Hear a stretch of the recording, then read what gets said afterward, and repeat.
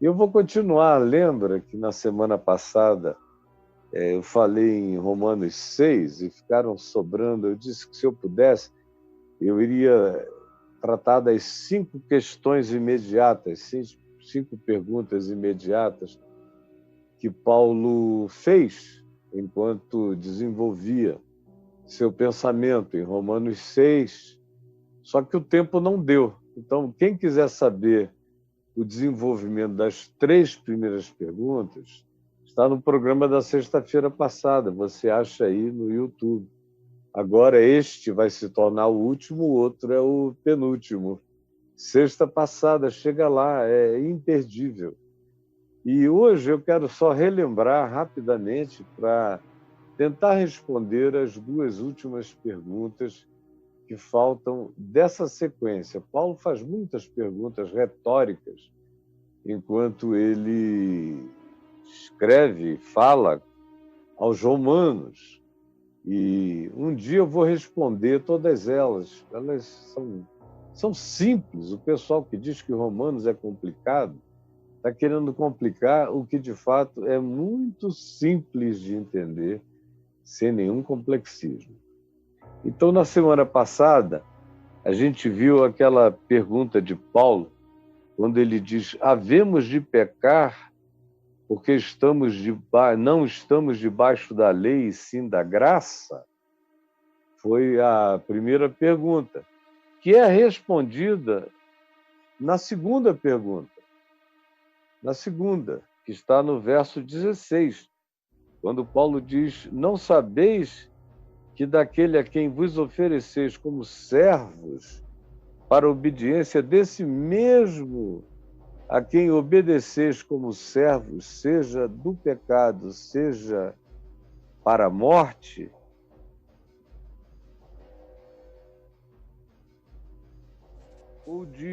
Ou da obediência para a justiça? Paulo está dizendo, não existe essa questão de pecar, porque não estamos debaixo da lei, sim da graça. Porque aquilo a que você se entrega como pecado ou como justiça se transforma no teu Senhor. Nesse caso aqui, você não vai se entregar à prática da justiça. Você vai se entregar à prática do pecado. E você vai ter um pecado como Senhor. Logo, não peque, porque viver sob o senhorio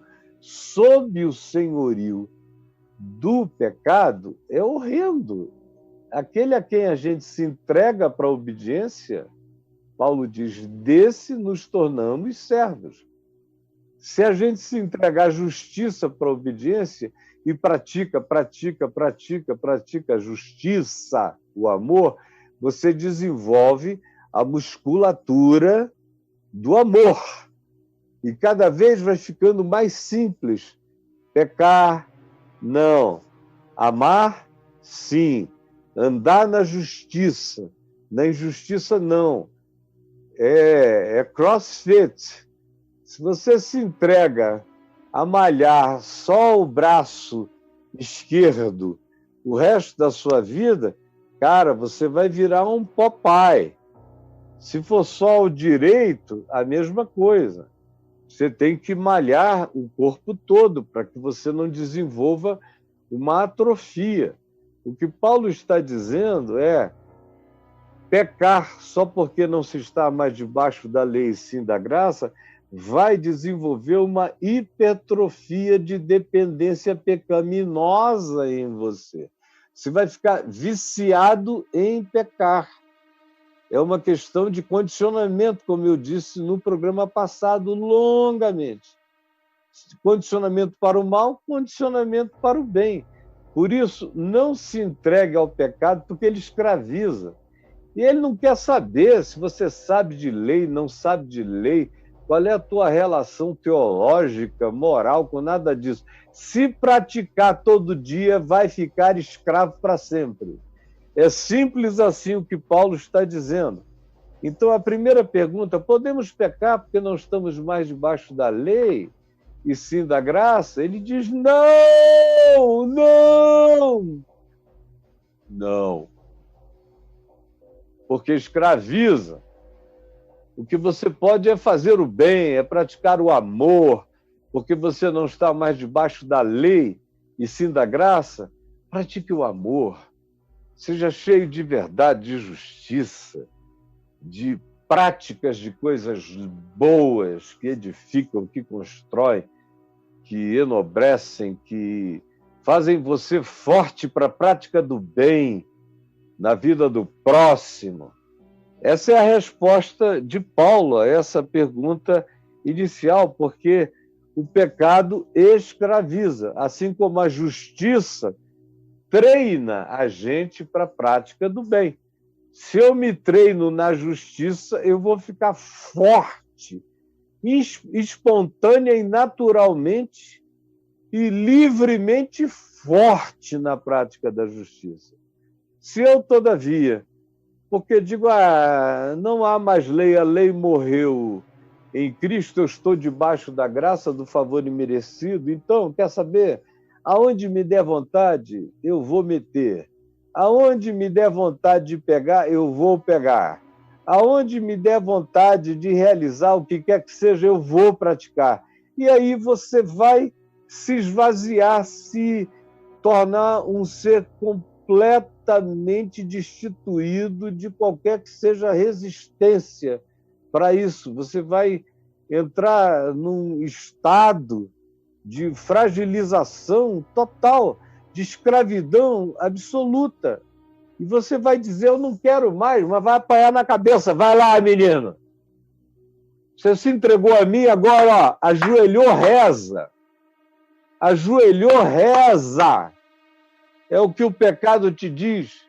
E aí ele vem e te paga com a morte. Você diz, mas morte? Eu não. Aí diz, não, o meu salário é morte. Ajoelhou, reza, garoto, garota. É assim que você vai ser tratado, porque é assim que a existência é. A gente fica condicionado daquilo que a gente repete, pratica e se entrega. Aí, a terceira pergunta, o que a gente levou 1 hora explicando, eu estou resumindo rapidinho aqui para seguir adiante. A terceira pergunta é uma demonstração da resposta à segunda pergunta, que é a resposta à primeira pergunta. A primeira pergunta é respondida na segunda. E a demonstração do que Paulo diz nessa segunda pergunta, no verso 16, a demonstração é o que a gente encontra no verso 21. Quando ele, depois de explicar tudo o que eu já falei abundantemente a respeito, e você encontra gravado aí, ele chega na terceira pergunta, no verso 21, e diz, naquele tempo, que resultado colhestes? Que resultado colhestes? Naquele tempo que vocês se entregaram a essas práticas, que vocês viraram atletas da maldade, vocês se transformaram em crossfitters do levantamento do mal na vida de vocês, no equívoco perverso de dizer já não estou mais debaixo da lei. Quando o cara usa a teologia para a própria morte dele, usa o equívoco do evangelho para corroborar a perversidade e o capricho adoecido dele. Já não estou mais debaixo da lei, estou debaixo da graça, a favor imerecido. Logo, posso pecar à vontade. E aí me avisa, porque daqui a 1 ano eu vou fazer o teu sepultamento, depois da vacina. Você vai se estoporar todinho, meu amigo, é só levar isso a sério.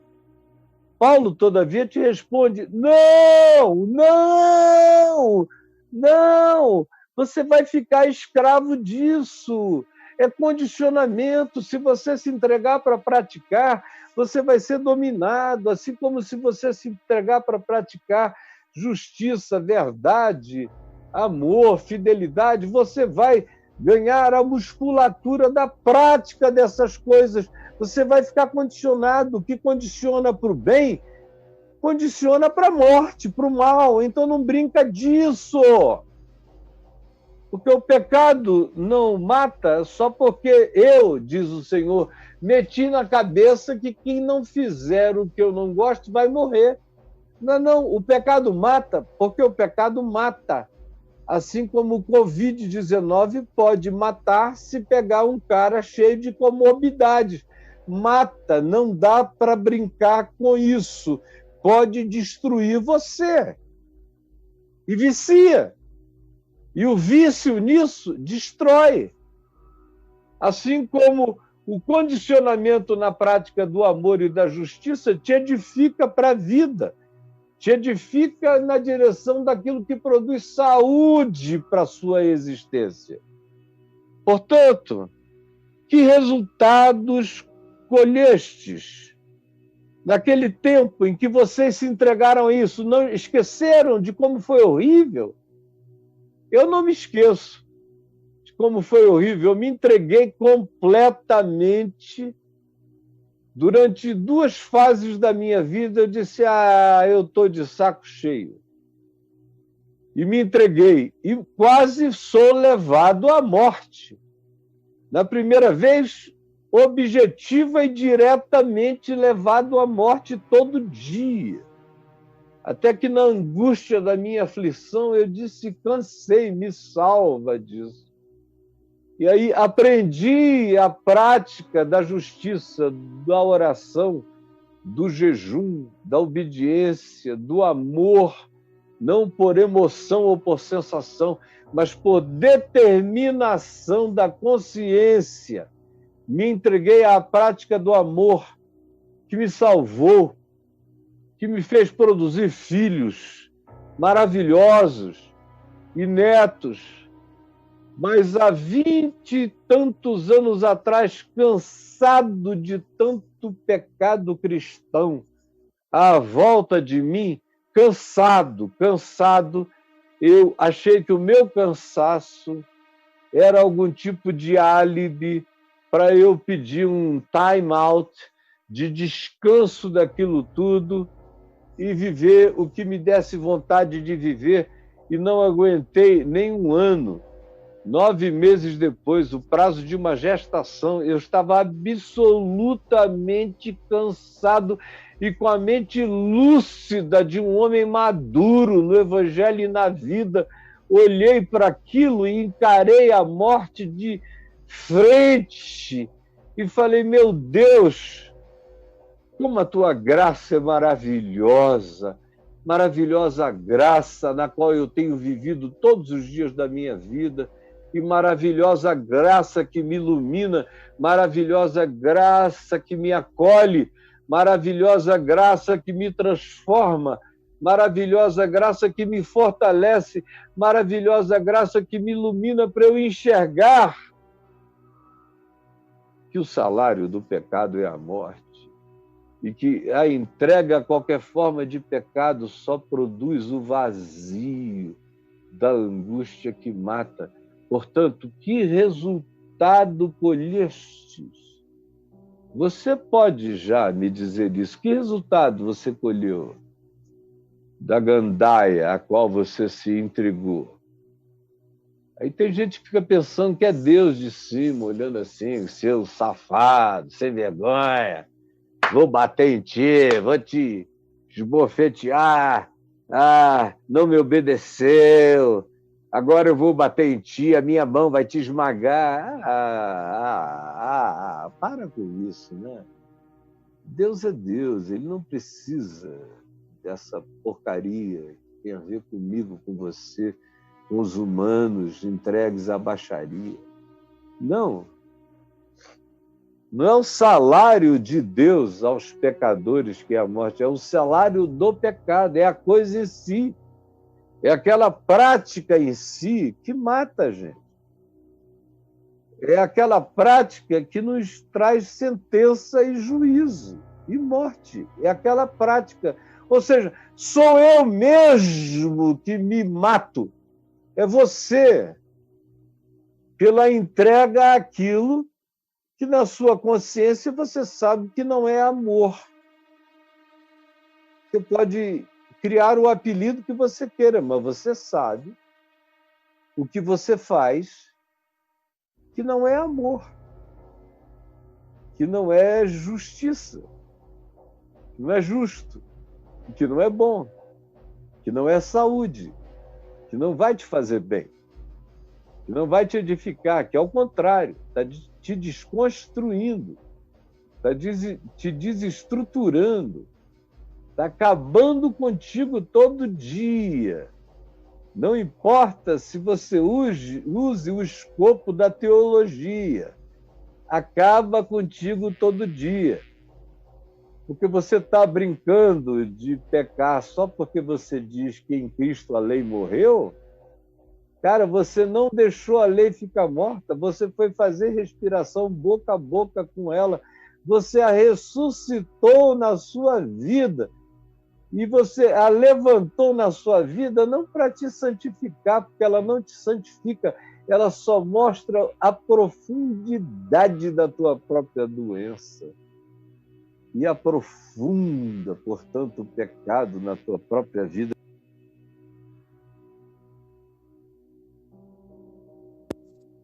Que resultados colhestes? Me responda, qual foi o resultado? Foi legal? Você está feliz hoje?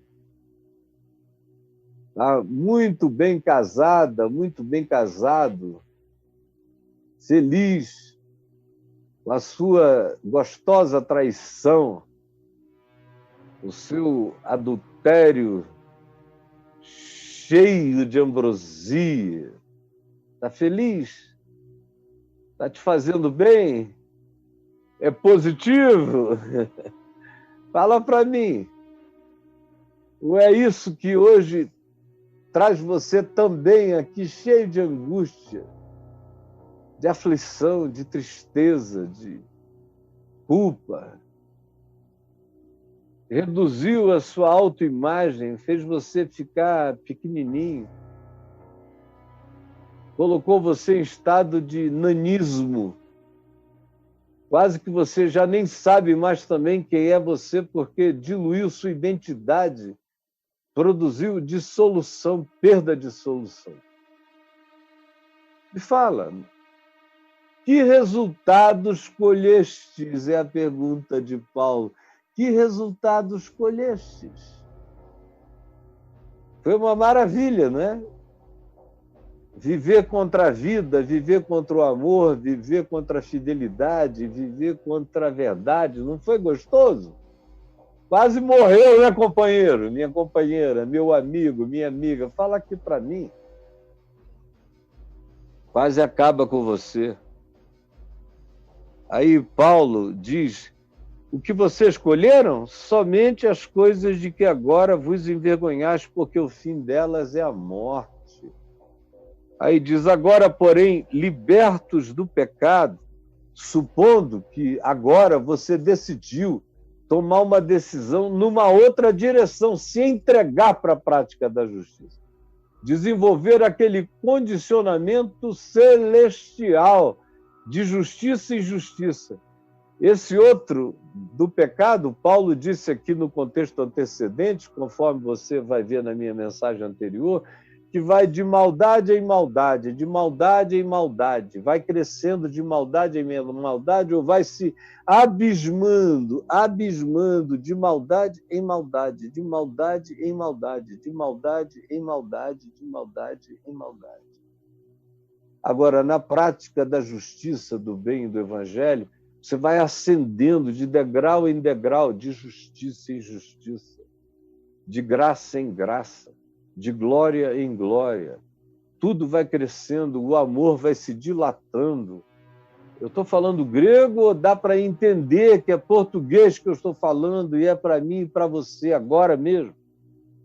Agora, porém, se existe esse agora, que interpõe esse porém ao crescimento de maldade em maldade, mudando o fluxo para ser de amor em amor, de justiça em justiça, libertados do pecado, porque a gente disse não.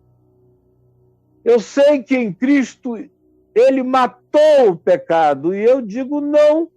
Eu não quero.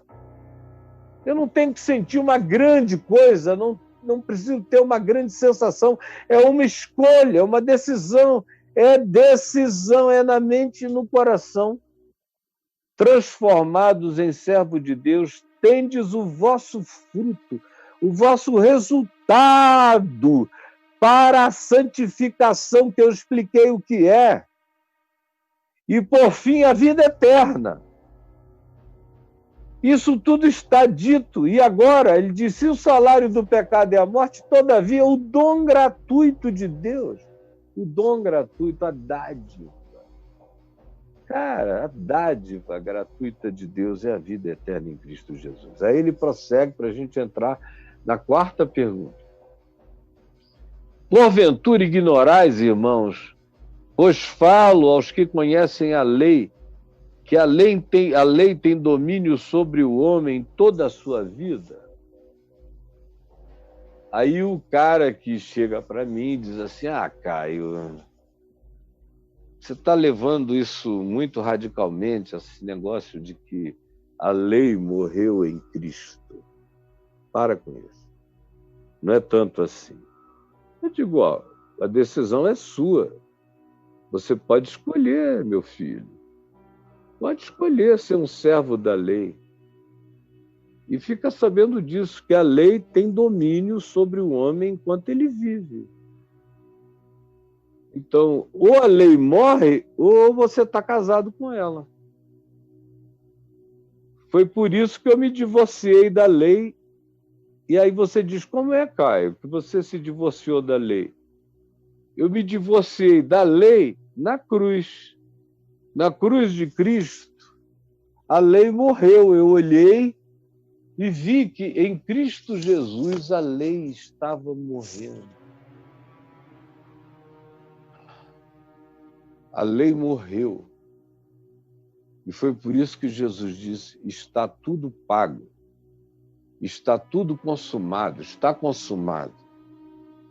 A menos que o cara queira ser completamente estúpido de compreensão e não queira ler o Evangelho e se leia de olhos fechados e de ouvidos tapados, mas quando Jesus disse está consumado, tetelestai, está pago, o que ele está dizendo é que toda a dívida que a lei impunha sobre mim, sobre todos nós, foi paga por ele. Por ele, na cruz. Então, ele matou a lei na cruz. A lei morreu em Cristo. Paulo diz isso aqui em Romanos várias vezes, diz aos Gálatas, diz aos Filipenses, diz aos Colossenses. O escritor de Hebreus diz diversas vezes que a lei morreu em Cristo. A lei morreu em Cristo. Por isso eu me divorciei da lei, porque como eu creio em Cristo e creio no que Jesus fez por mim na cruz, quando eu creio no que Jesus fez por mim na cruz, eu aceito o fato de que eu estou divorciado da lei em Cristo Jesus. Eu estou divorciado da lei em Cristo Jesus. A lei morreu, eu era casado com ela antes. Eu fiquei sabendo dela quando eu era bem criança, lá em casa, minha avó. Minha avó começou com idolatria na minha cabeça. E depois a minha avó, quando ela dizia honra teu pai e tua mãe, não era um privilégio, era uma obrigação que praticamente se eu não o fizesse eu morreria. A minha avó não era sabatista, como os adventistas e outros, mas ela era dominguista, como todos os reformados, e a maioria, e, claro, todos os crentes praticamente. Ela só não cultuava o sábado, mas ela tinha uma relação de culto para com o domingo. Apanhei muito dela por causa de bola, dia de domingo. Eu fugia para jogar bola, quando eu voltava, a palmatória cantava se papai e mamãe não estivessem em casa, porque com papai e mamãe em casa não havia essa chance dela fazer isso comigo. E quando meu pai teve um caso fora do casamento, ele não era ainda cristão, Meu Deus, o que eu ouvi a minha avó falar de adultério foi quando eu aprendi o significado do adultério. Foi pelo choro da minha mãe e pelas sentenças diárias de manhã, de tarde, de noite da minha avó. E ela dizia, você não vai fazer isso quando crescer, hein? E eu dizia, Deus me livre, esse negócio é um horror. Olha que inferno se instituiu aqui dentro de casa para o meu pai. Quando ele entra, ninguém fala com ele, é uma raiva danada. A lei entrou em mim assim, bem devagar. Quando eu roubei, com 7 anos de idade, um radinho desse tamanho, dos primeiros que vieram com earphone para você enfiar no ouvido. Antigamente os rádios eram grandes, aí foram diminuindo, e meu pai importava. Dentre as milhões de coisas que ele fazia, ele importava esses equipamentos, até que chegaram aqueles rádios mínimos, pareciam uns mousezinhos, com um aparelhinho de ouvido. Eu achei lindo. Lá na casa, no estoque do meu pai, havia milhares e milhares e milhares. Eu fui lá, aquele cheiro de plástico me encheu de tesão, aquela vontade de ter um rádiozinho. Eu fui lá e meti a mão, peguei o meu, escondi, ouvi e quase morri de culpa. Desliguei e fiquei em desespero, em desespero. Eu sou um ladrão, eu sou um ladrão, eu sou um ladrão, eu sou um ladrão. Até que indo para o sítio no sábado, na janela de trás do Fusquinha que abria, tinha um morceguinho que abria nos Fuscas ali da década de 50, 59, 60, 61. Você abria e às vezes abria em cima também, e eu joguei pelo lado. Até hoje eu sei o lugar onde caiu em Manaus, quase na frente do Aeroclube. Aquilo foi rodando na direção da lama. Nunca mais esqueci. Eu saí dali dizendo, eu roubei. Eu já não sou mais virgem. Eu roubei. E quando eu disse as minhas primeiras lorotas e mentiras, sem gravidade, só falei mentira com gravidade depois de quase adulto. Na juventude eu já falei, na juventude sem evangelho eu falei algumas com muita gravidade. Mas fora isso, eu só ganhei conhecimento da mentira. Por causa do não dirás falso testemunho. Quantas vezes eu disse que a minha irmã fez o que ela não fez, que os meus irmãos, meu irmão tinha feito o que ele não tinha feito, os meus amigos, os meus primos, enfim, eu conheci a lei lá em casa, na Apurinã, na Japurá com Apurinã, pela boca da minha avó, mãe velhinha, eu entendi a lei. Ela foi o meu Moisés, que me introjetou uma quantidade enorme de culpas, e eu fiquei debaixo do domínio daquela culpa.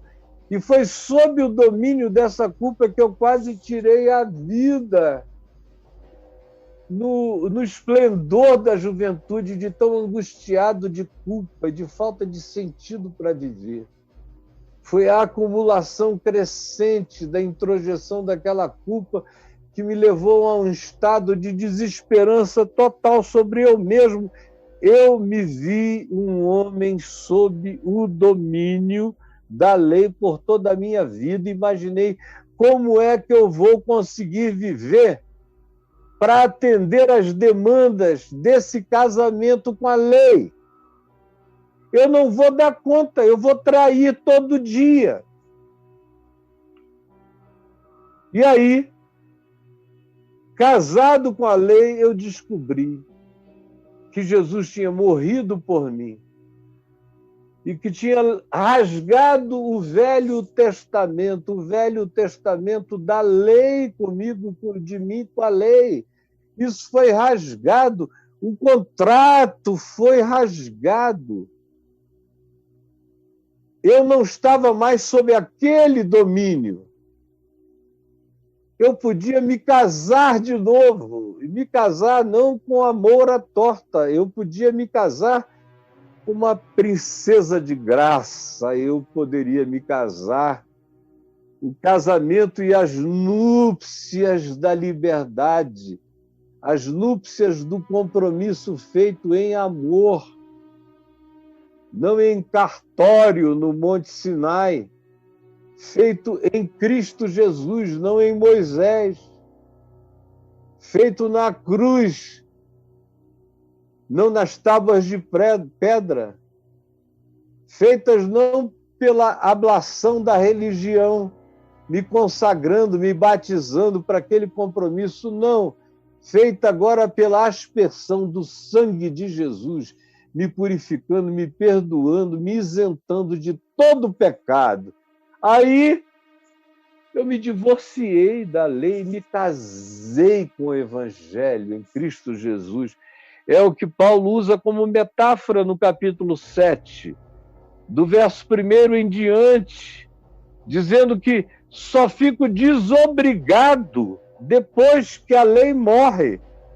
Se esse primeiro marido não morrer, eu continuo casado com ele. Agora, se ele morrer, eu fico livre para casar com quem eu quiser. E eu escolhi casar com Jesus, casar com o Evangelho, casar com essa paz que vem da cruz. Foi assim que eu decidi casar.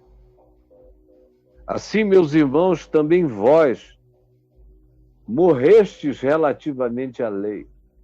Assim como aquele primeiro marido com quem eu casei sem saber o que fazia, morreu, e eu fiquei viúvo da minha primeira esposa, ou você do seu primeiro marido, que era, metaforicamente, de acordo com Paulo, a lei.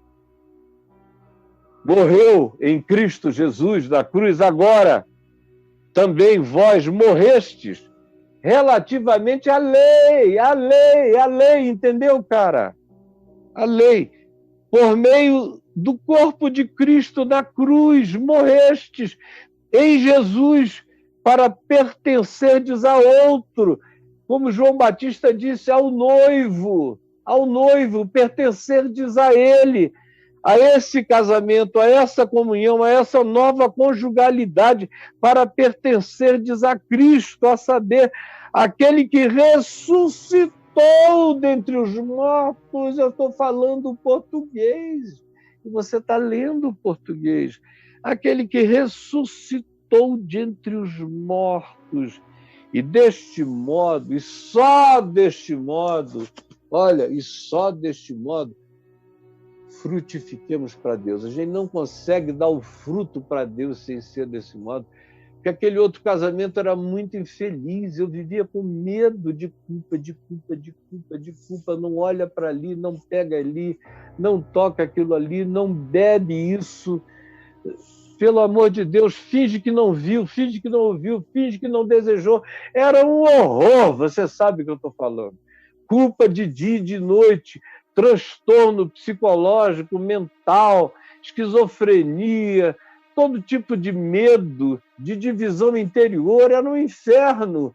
A lei tornou a minha alma num inferno culposo, libidinoso, lascivo, luxuriento, cheio de desejos, de competição, de disputa, de facção. Pelo amor de Deus, chega! Ainda bem que o meu marido morreu. O marido com o qual eu casei desde sempre morreu na cruz. E agora eu estou livre. Me casei com Jesus.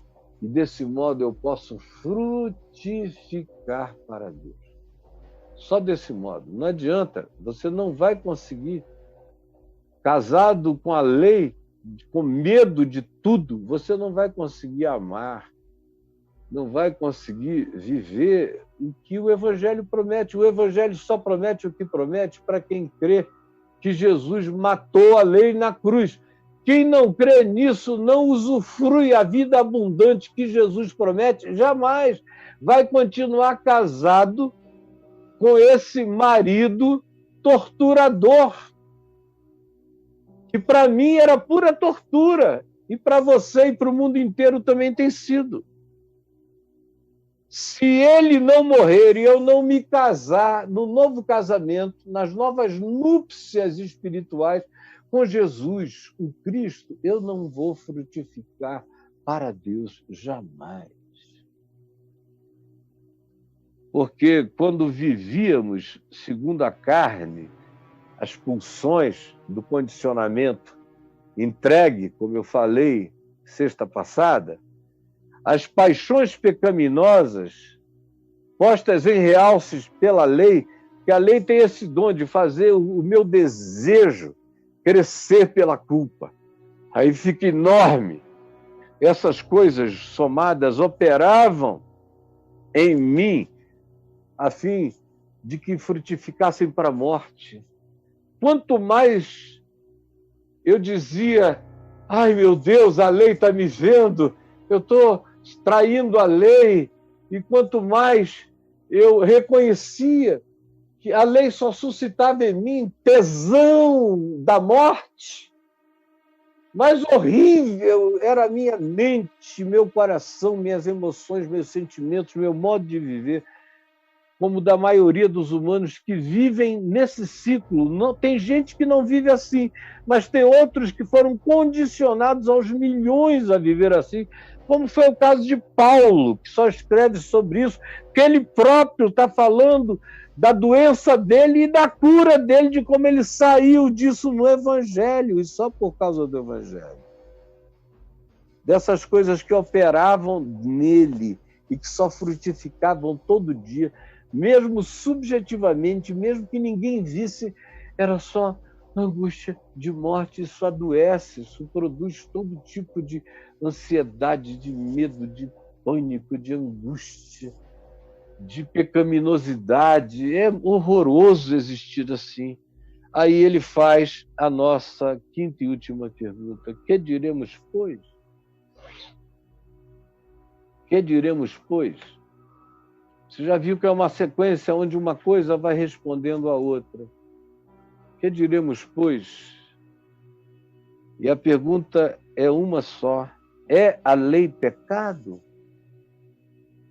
Ou se, ao encontrar com ela, tudo de ruim acontece comigo, eu só posso pensar que a lei é pecado. A lei de Moisés, ou qualquer outra lei que suscite a minha dívida em comparação com ela, suscite a minha incapacidade de estar no nível dela, não só na subjetividade, na objetividade, porque do lado de fora é fácil, cara. Do lado de fora, desculpa, é muito fácil se tornar irrepreensível. Eu vivi a maior parte da minha vida de maneira irrepreensível do lado de fora. O problema é do lado de dentro. Do lado de dentro, a lei só é vencida quando a gente enviúva dela. Quando a gente deixa ela morrer em Cristo. E quando a gente encontra, então, o nosso verdadeiro amor, que são núpcias da consciência em fé, com Cristo Jesus, que ressuscitou para me introduzir a uma nova vida, onde o padrão não tem nada a ver com medo de legislação e de culpa. O padrão nasce da disposição, do constrangimento de amor, que me faz entregar-me como quem se entrega a um homem a quem ama, que me faz me dar e possuir como quem possui uma mulher a quem deseja, por amor, por constrangimento natural da alegria, da atração da vida, da atração da graça. É a imagem que Paulo usa aqui no capítulo 7, é de casamento. Fiquei viúvo e agora me casei, novas núpcias, eu estou feliz, olha para mim. E aí, que diremos, pois, é a lei pecado? De modo nenhum. De modo nenhum. Mas eu não teria conhecido o pecado, eu também não, nem Paulo, nem ninguém, senão por intermédio da lei. Pois não teria eu conhecido, por exemplo, a cobiça, se a lei não dissera não cobiçarás, eu iria viver cobiçando tudo. Mas porque a lei me disse não cobice a mulher do teu próximo, o boi do teu próximo, o carro do teu próximo, a fazenda do teu próximo, a casa do teu próximo, tudo do teu próximo. Se a lei não tivesse dito nada disso, eu iria viver querendo comer a mulher de todos os próximos, de todos os amigos, possuir tudo, ser dono do que eles eram donos, ou se não conseguisse, no mínimo, desejando com aquele olho babante, olhar babante, e que adoece aquele que o pratica. Porque a lei suscita, no mínimo, esse babar lascivo na gente. Outrora, sem lei eu vivia, mas sobrevindo à lei, o meu pecado cresceu. Eu tomei conta dele e eu morri. E o mandamento que me fora dado para a vida, verifiquei que este mesmo mandamento se me tornou para a morte. Ele me foi dado para a vida, mas eu sou ruim. A lei só faz bem a gente que não seja como eu, a pessoas que não sejam como eu e você. Em gente como eu, que carrega o pecado no coração, a lei só faz mal, porque ela exacerba o que em mim habita e traz à lume, à luz, o que antes em mim era só pulsão animal, predatória, agora ganhou o nome e o batismo de pecado, que produz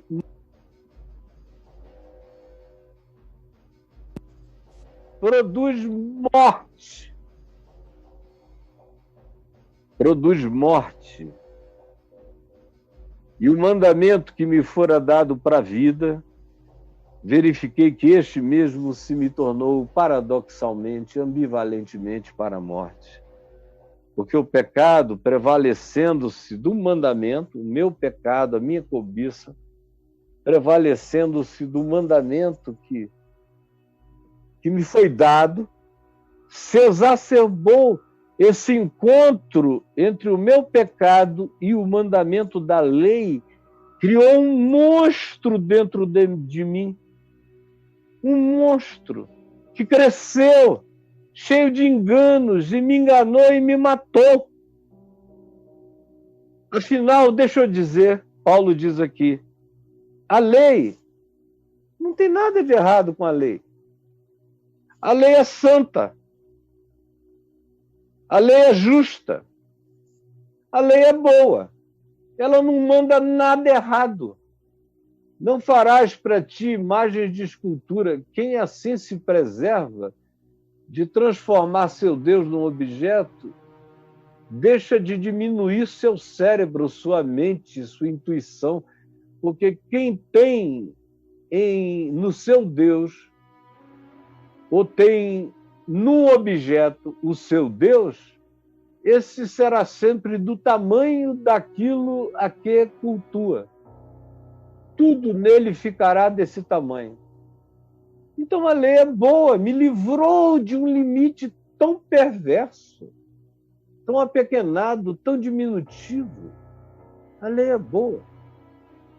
Quando ela diz, descanse no sábado, ela está se antecipando a guerras de sindicatos que só viriam milhares de anos depois e reconhece que a natureza humana precisa de lazer, de descanso, de mudança no cotidiano do trabalho, faz bem à mente, à alma, ao espírito. É boa.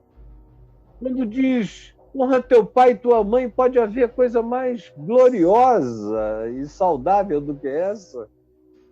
Quando diz não traia a sua mulher, seu marido, não está dizendo o que há de melhor para se dizer numa relação, porque não tem nada que destrua mais relações do que a gente desrespeitar o outro nesse nível, entre outras formas de desrespeito. não roube. O que há de errado nisso? Ou qualquer outro mandamento da lei, não cobiçarás a casa do teu próximo, a mulher do teu próximo, a vida do teu próximo, as conquistas do teu próximo. Não cobices, ao contrário, alegra-te com ele. Mas quando a lei veio, eu descobri que eu não conseguia me alegrar com ele, eu descobri que eu só conseguia cobiçar o que era dele. Mas a lei mesmo é santa, justa e boa. Eu é que sou ruim. O que ela revela é quem eu sou. Ela faz psicanálise absoluta dos meus estados culposos. E a própria psicanálise ensina no máximo os mecanismos de transferência, mas não é capaz de dizer a ninguém: estão perdoados os teus pecados. Levanta, vai em paz. Não te preocupes mais com isso. Vai, não peques mais. Está consumado. Está feito.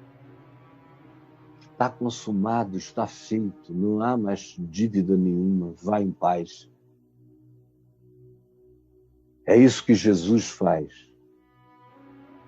E aí, eu vivo não mais sob os auspícios da lei, que somada à minha natureza produz esse monstro que destrói a humanidade todo dia, especialmente aqui no ocidente da Terra, onde nós temos uma cultura judaico-cristã e aprendemos da lei de Moisés, e até o Evangelho foi ensinado como lei para as pessoas. Até o Sermão do Monte, que é pior do que o Evangelho, foi ensinado como lei, o que torna todo mundo mais doente, mais neurótico, mais paranoico, mais esquizofrênico, mais bipolar, mais culpado, mais ansioso, mais angustiado, mais angustioso é o estado no qual a maioria vive e viverá assim enquanto não ficar viúvo da lei. Eu sou um viúvo da lei. Eu sou um viúvo. Todos os que estão em Cristo têm que ser viúvos da lei. Todos os que estão em Cristo precisam se tornar viúvos da lei. Porque enquanto você for casado com a lei, você não terá paz. Até o Evangelho, até com o Evangelho, você se sentirá traindo a lei. Preste bem atenção que eu concluo aqui. Como acontece com os crentes híbridos, a maioria dos crentes são seres híbridos, casados com a lei de Moisés e do Velho Testamento e desejosos de casarem com Cristo Jesus para a salvação. Mas querem manter uma relação dupla. E Jesus não aceita. Cara, ou você se enviúva da lei e fica sabendo que Jesus morreu na cruz para matar a lei, entre outras coisas, matar a lei e as suas condenações. Para matar a lei e as suas condenações. Ele morreu como cordeiro no seu lugar, o cordeiro de Deus que tira o pecado do mundo, foi para isso. Então, não dá para ficar casado com Moisés e com Jesus, não dá para sair com os dois, entendeu? Não dá. Você tem que decidir, como Paulo diz em 2 aos Coríntios, capítulo 3, leia aí, meu irmão. Não dá para casar com a lei da morte com a lei da vida, com o ministério da morte das tábuas de pedra em Moisés e com o ministério da vida em Cristo Jesus. Não dá. Não creia em mim, não. Leia Romanos 7, leia 2 Coríntios 3, por exemplo. Não dá. Você tem que decidir, e eu espero que você decida hoje. Ficar viúvo da lei em Cristo, na cruz. Na cruz, eu fiquei viúvo de Moisés e da lei. E eu estou livre, fiquei livre, e casei com Jesus. Como disse João, que era o amigo do noivo, ele disse: eu vi vir o noivo. E agora essa alegria toda minha, convém que ele cresça e que eu diminua. É por isso que o Novo Testamento chama aqueles que creem em Jesus, como eu, de noiva do Cordeiro. Porque eu não sou noiva de Moisés e não sou noiva dos carneirinhos imolados no templo ou no tabernáculo antes dele. Eu sou noivo de Cristo Jesus, porque o Cordeiro de Deus levou o meu pecado. Eu fiquei livre daquele marido pesado, daquela vara pesada, daquelas tábuas de pedra, daquele véu na face para ninguém enxergar a verdade sincera do desvanecimento da cara da lei em Moisés. Fiquei livre dessa mentira, desse tapume. Em Cristo Jesus é com a cara para fora. É com o rosto patenteado na direção da luz. Eu ando, porque em Cristo Jesus eu fiquei viúvo da lei e contraí novas núpcias, núpcias de liberdade, da vida abundante, sem medo de nada, sem nenhum medo de gozar o gozo no Espírito e de ser feliz em Deus, em Cristo Jesus, porque está tudo pago. Jesus permite que, depois de explicar literalmente milhares de vezes a mesma coisa, dessa vez alguém entenda, alguns entendam e fiquem livres, não para viverem na inconsequência, mas no compromisso do amor. É o que eu te peço que o Espírito Santo realize agora, em nome de Jesus. Amém, amém e amém.